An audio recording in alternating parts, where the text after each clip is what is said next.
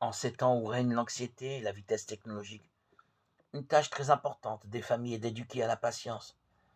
Il ne s'agit pas d'interdire aux jeunes de jouer avec les dispositifs électroniques, mais de trouver la manière de créer en eux la capacité de distinguer les diverses logiques et de ne pas appliquer la vitesse digitale à tous les domaines de la vie.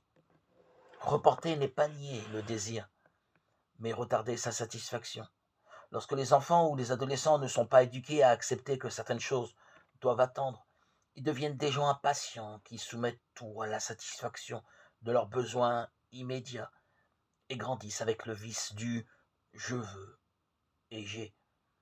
C'est une grave erreur qui ne favorise pas la liberté, mais l'affecte. En revanche, quand on éduque à apprendre, à reporter certaines choses et à attendre le moment convenable, on enseigne ce qu'est être maître de soi-même, autonome, face à ses propres impulsions.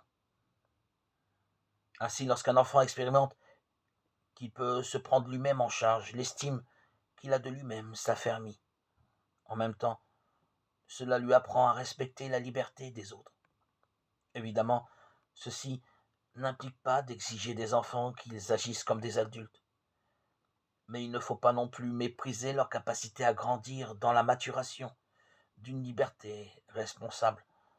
Dans une famille saine, cet apprentissage s'effectue de manière ordinaire à travers les exigences de la cohabitation.